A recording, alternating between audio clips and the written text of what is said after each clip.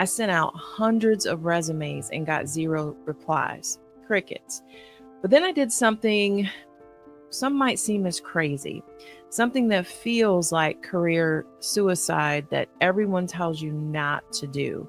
And it changed everything. I started getting replies, interest, but only after I took that perfect resume and deleted my most valuable, most impressive experience.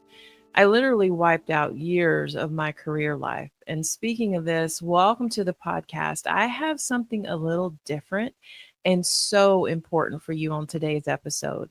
I'm not just going to tell you why I wiped out years of experience on my resume.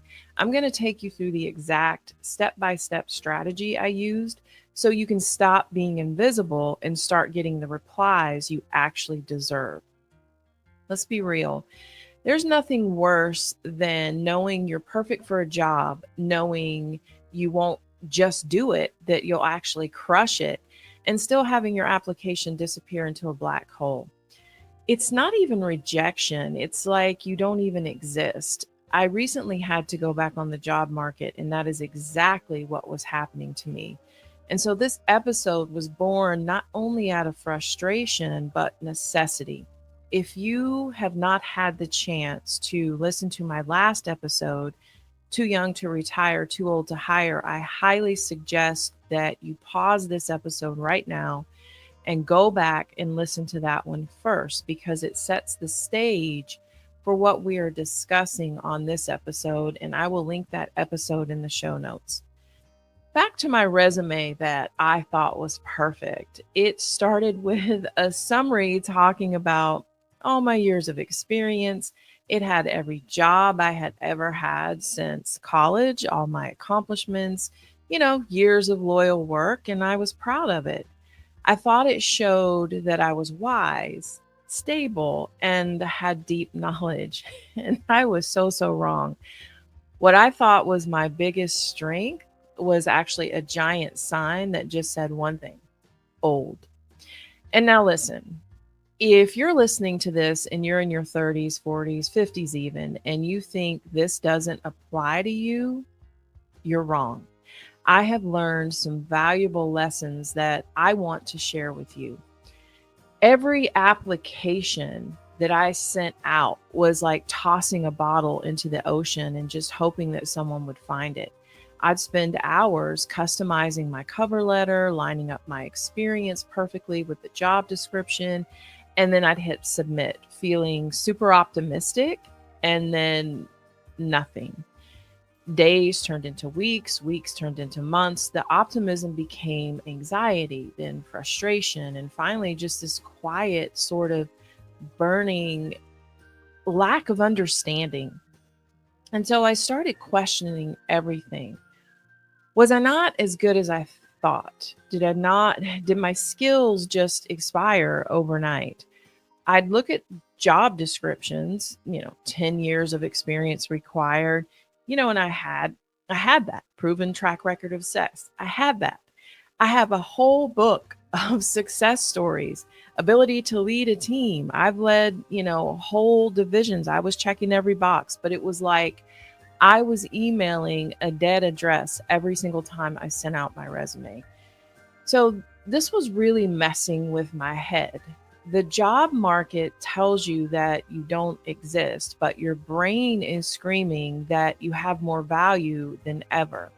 And also, you still need to work as they raise the retirement age, but you just feel like a ghost. You see younger people with way less experience getting interviews for jobs that you know that you are a perfect fit for. You read about culture fit and you start to believe the lie that experience is actually a bad thing, that maybe you're too tired, too rigid, or worst of all, just irrelevant. So, my breaking point was getting a rejection letter from a job that was really just basically a demotion. I could have done this job 10 years ago in my sleep.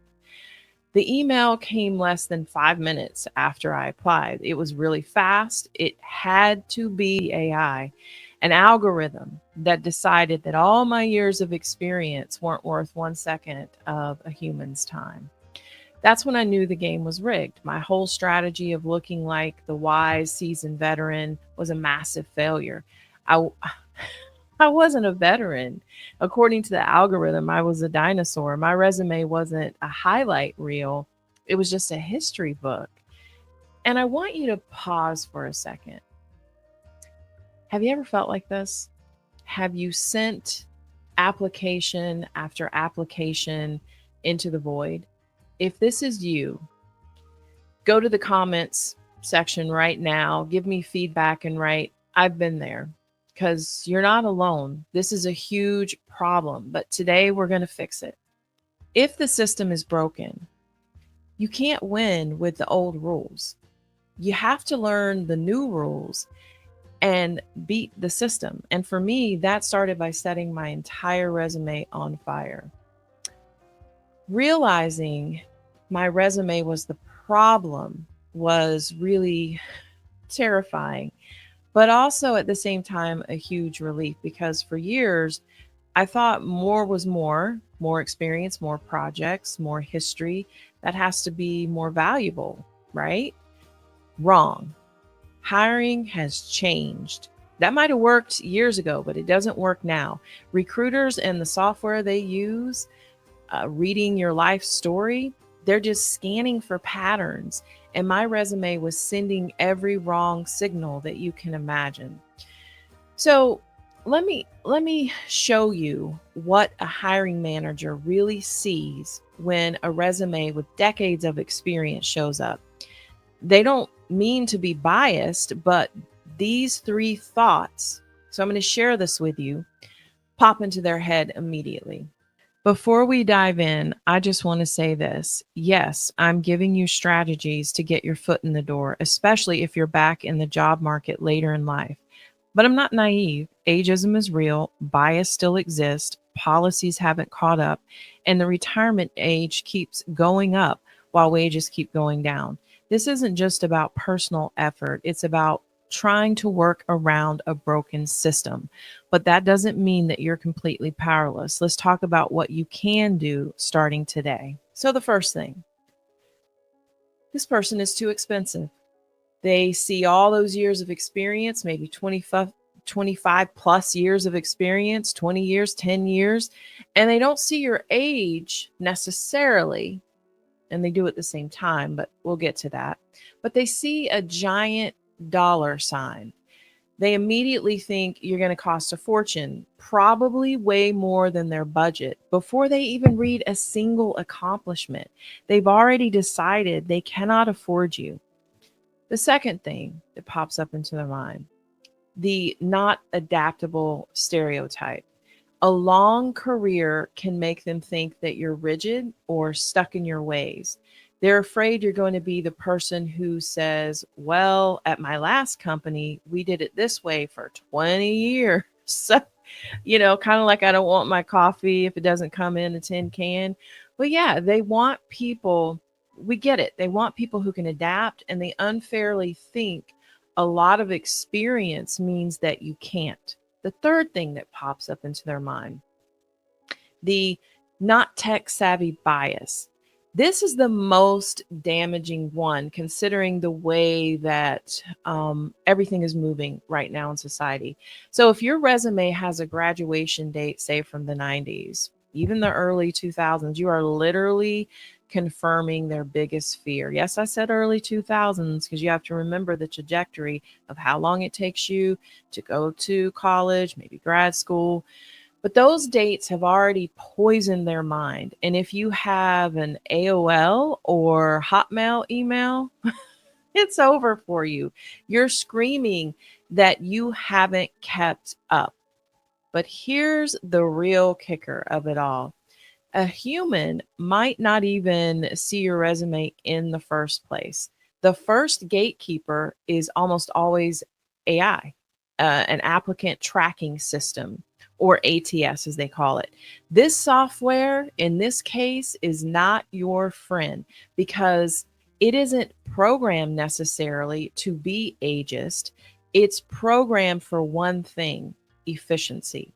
So when a job asks for 10 to 15 years of experience and your resume has 25, for example, The algorithm doesn't see a super qualified person as it should.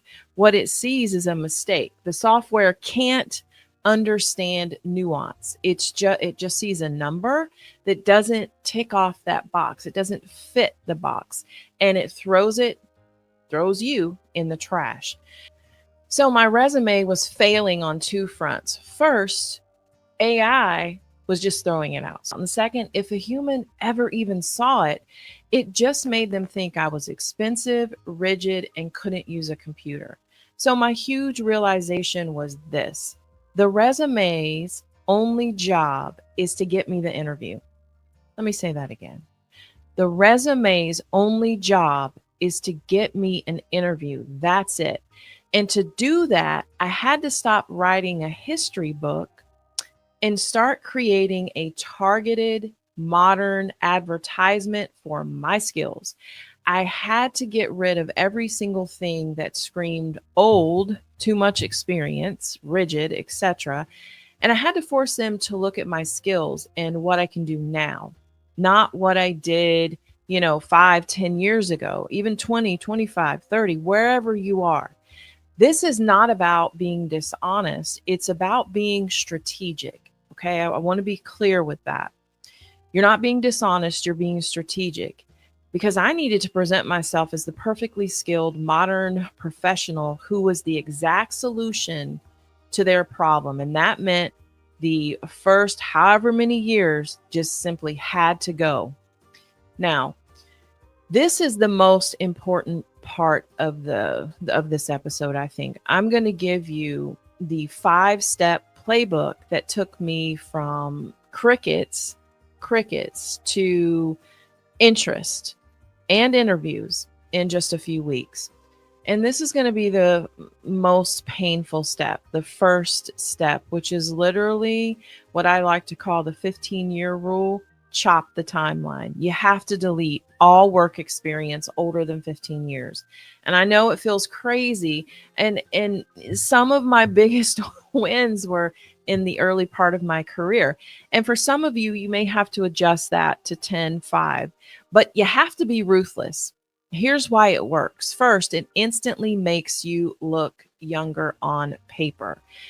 They can't just look at your first job and guess your age. Second, it screams relevance. Business changes so fast that what you did 10, 15 years ago doesn't matter for today's problems. Focusing on the last 10 to 15 years tells them your skills are current and you can solve the problems they have right now. And here's how this would work in theory. Let me share a crazy and before and after of what this would look like. So, for example, there's a resume out there. Before, on this resume, work experience started in 1998 and it had just a huge list of old jobs. After, this person would literally just delete everything before 2008. But what if you had something, or this person had something important from back then? Because you might be thinking this as well. What you can do is add a tiny undated section at the very bottom called additional relevant experience. Okay. So it could include foundational roles, for example, in project management at, Old Company Inc., for example. So do you see how this works? If you kept the skill but deleted the date, it it gives you that additional relevant experience, and it will give a hint at your past without making you seem ancient. So this one change that you do will be a game changer for your resume. The second step I like to call erase the dates, go ageless. So this is one of the most powerful things you can do to fight ageism on your resume. Remove your graduation dates. I'm going to say this again. Remove your graduation dates. Unless you just graduated, there is a caveat. Unless you just graduated, there is zero reason to have the year you graduated on your resume. It is the number one way they guess your age. And I realize that sometimes there are applications out there where you have to actually go to the company and they do ask for age. Some of them are mandatory, some are not. So there are some situations where this may not be a plug and play situation.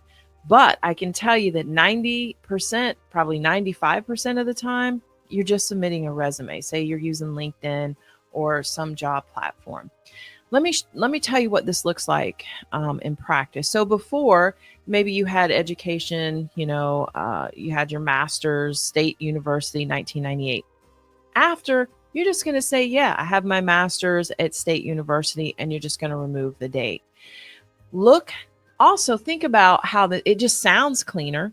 It's going to look cleaner on your resume. You still have the degree, you still have the school, but the giant red flag for how old you are, for age, you've removed it. This also goes for old certifications. Get them off there or update them. But if you got a certification this year, absolutely include the date. It shows you're still learning. And please, it is so important to be a lifetime learner. If you can get certifications, get them. There's some out there that you can get for free even. And I think I'll do an episode on all the places that you can find different organizations, even universities that offer pre-certification in things that are relevant right now. Now, the third step I like to call the modern makeover. Looks matter. An old looking resume makes you look old. So let me give you a checklist for a modern resume. No double spaces.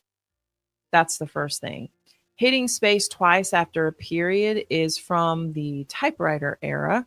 Stop it. Just do one space. You want to use a really clean font. Use white space. Don't cram everything together.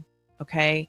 A recruiter only looks at your resume 7 seconds tops. If it gets to the human, think about that. 7 seconds tops. Make it easy for them to read. And then also modern contact information. This is not optional. Okay. Your email cannot be from AOL or Hotmail. I know some of you have had it for years. I get it. But maybe just open up an email, get a professional Gmail, perhaps, just for your applications, for your resume. It's what I did. I opened one separate just for that. And you have to include your LinkedIn profile URL. If you have one, I would highly suggest that you do. And I can also, in a later episode, talk about that. But make sure it's a custom one, not one with a bunch of just random numbers. So that is all the ways that I'm giving you right now that you can make your resume modern looking, because looks matter. The next step is what I like to call the value first summary. Ditch the objective. Nobody cares about an objective statement. Seeking a challenging role, for example, is about you. The company only cares what you can do for them. Replace it with a short, powerful, professional summary at the very top. It's your elevator pitch. So don't start with seeking a challenge role, etc., etc. Here's a template I'd like to give you.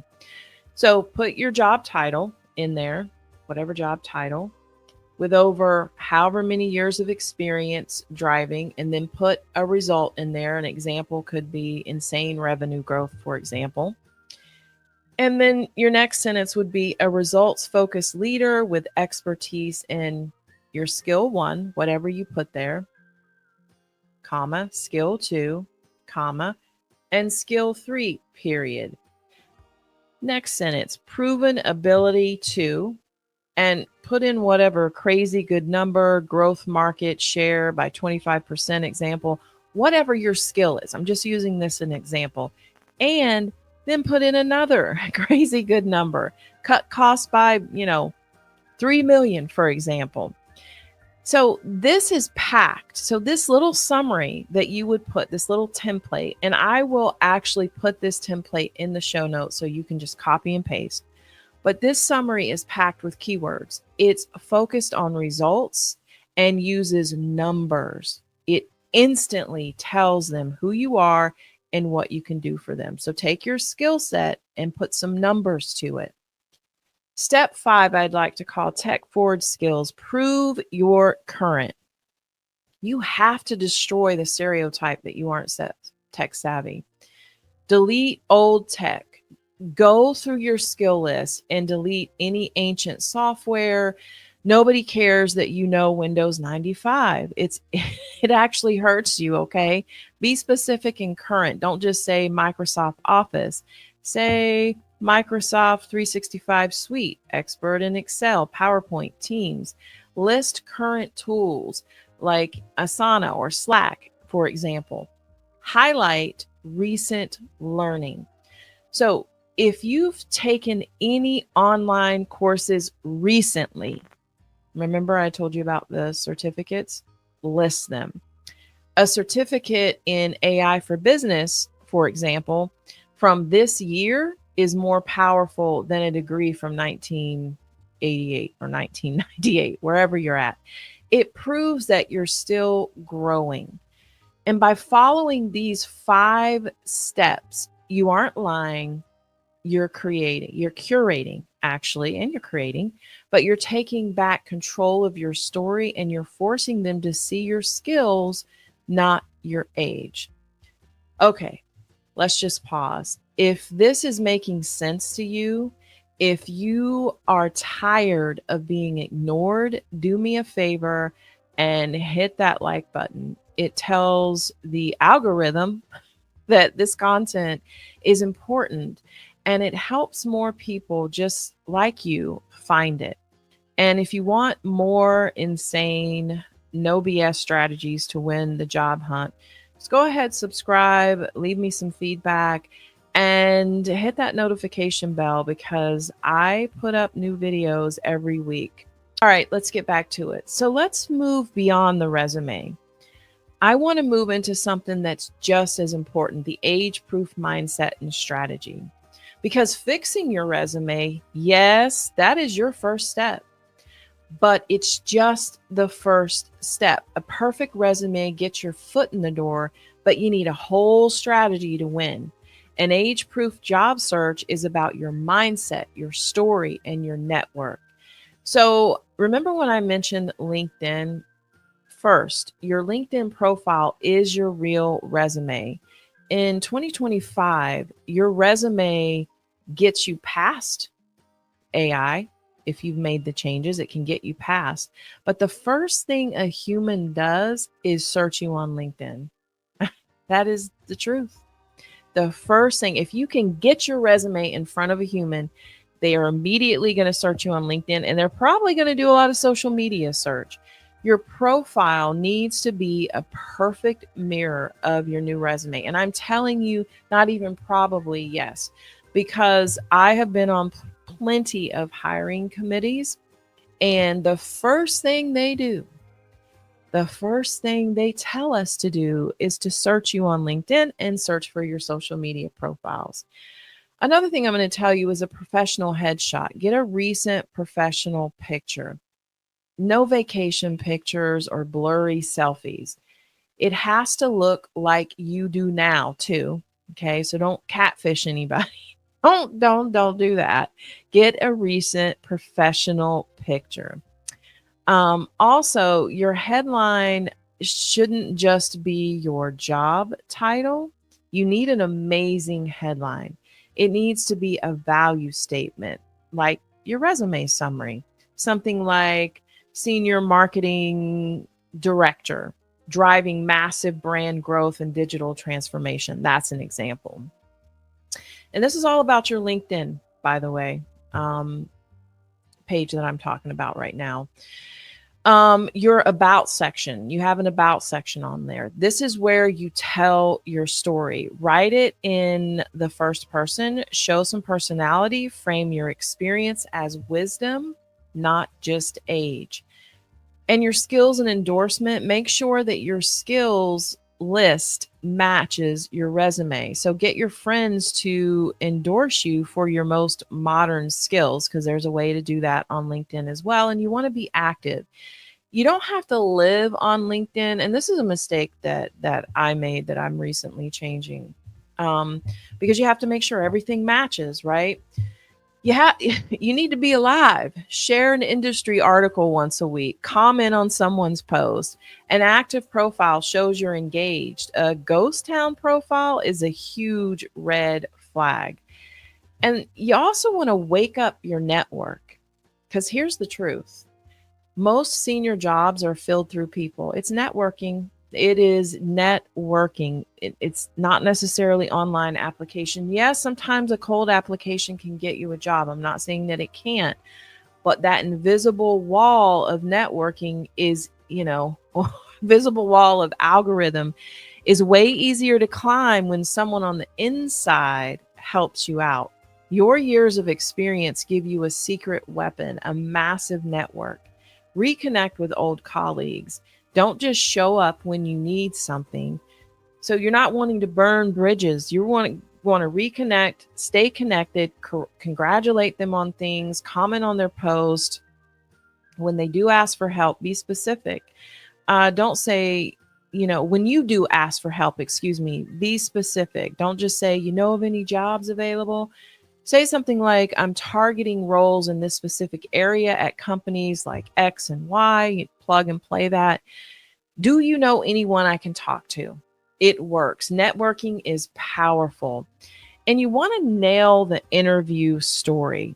When your new resume gets you the interview, after you've made all the changes, after you've updated LinkedIn and you've kept everything going, it's not just a ghost town page, and you've done everything that you can possibly do, and you finally get the interview, you've networked, etc. You have to be ready to talk about age without talking about age. You have to control your narrative. So how do you do that? Well, you focus on the future. So when they ask about your experience, don't start with this. Back in 2005, don't do that.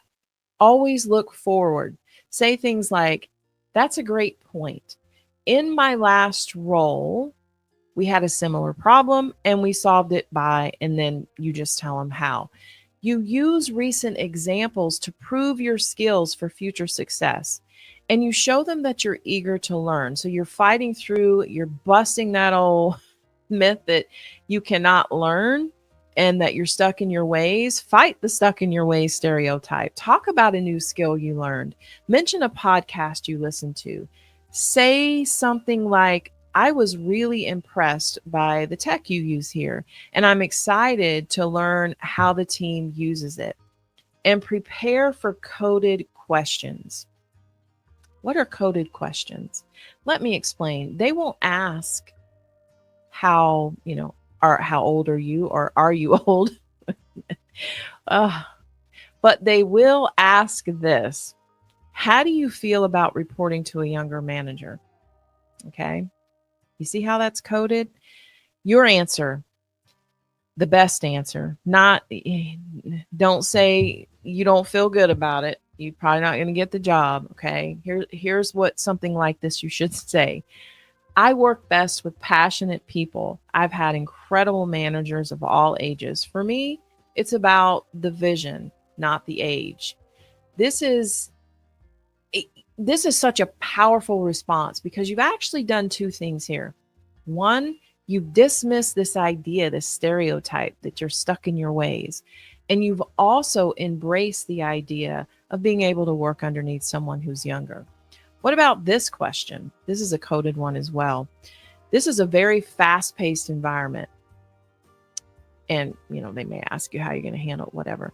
But your answer will be this. I love that. In my last project, we had to pivot our entire strategy on a crazy deadline. I find that kind of pace energizing, invigorating. You see how that works. Your mindset. So it's about your mindset. It has to shift from, I hope they don't think I'm old, to I'm going to prove my experience makes me the most valuable person they talk to. You are a secret weapon for you.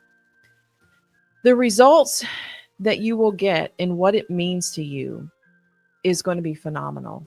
Because what happened after I did this insane surgery, if you will, on my resume and my entire strategy, the change wasn't just big, it was immediate and dramatic. So that black hole of silence has been replaced and was replaced by emails from real people. And most importantly, messages that started with, "We'd like to schedule an interview. We think that your skills match this job we have." In fact, I had a company reach out for a job that they hadn't even advertised yet. So I went from zero interviews for months to getting first round interviews in just a matter of weeks. And it was crazy. The conversations were completely different because my resume was focused on recent wins as well. So they asked about those wins in the interviews. They were asking, how did you boost efficiency by 20%, for example? Not what were you doing in, 2001. I forced them to see my value, not numbers, not my age. By taking away all the numbers that let them be biased, I finally got to the starting line. And once I was there, I had at least an opportunity to win. The final result wasn't just, one job offer. I've had several and I have choices. And so for the first time in a long time, I feel like, you know what? I'm actually in control of my own trajectory, my own career. That doesn't change policy. It doesn't change some people. We need to understand that. But there is a big lesson here. It was never about a lack of skill or value on my part, because I think that's what happens to a lot of people in this situation. The problem was how I was selling it, because I was buying into the hype. I was buying into all that. And I needed to shift my mindset. I was trying to sell a vintage car in a Tesla market, basically, because, the vintage car is amazing. But you have to sell its performance and design, not its model year. That's just an example. This isn't it's not about lying. It's not about lying. It's about translation. It's taking your years or decades, depending on where you are, of wisdom and translating it into the language the modern hiring AI robots and recruiters understand. The algorithm understands. You're cutting out the noise so that they can finally hear you. And that feeling of being invisible when you know you have so much to give is one of the worst things ever. But you need to hear me. You are not obsolete. Your experience is not weakness, it is your superpower. The system is flawed without a doubt. It's built for speed and it's full of bias. You can't change the system overnight, but you can change how you play the game. You can take control. So let's just recap the strategy one more time. So you have the 15-year rule, or 10 years, depending on where you're at. Cut your work history to the last 10 to 15 years. Erase the dates, delete your graduation years. The modern makeover, use a clean format and modern contact information. The value first summary, start with a summary that screams results. And lastly, tech forward skills, show them modern tools. Stop sending your life story. Start sending a powerful ad that makes it impossible for them to ignore you. Take an hour this week, sit down with your resume, and just be ruthless, be strategic. You've earned your experience. Now make it work for you. Now that you have the plan to get the interview, the next challenge is to absolutely crush it. Ageism doesn't just stop at the resume. That's why I made a whole other video breaking down how to answer the trickiest age related interview questions that will be coming out soon with word for word scripts you can literally use. So stay tuned for that. Don't just get the interview, go win the job. Thanks for watching. And until next episode, take care of your mind, body, and soul.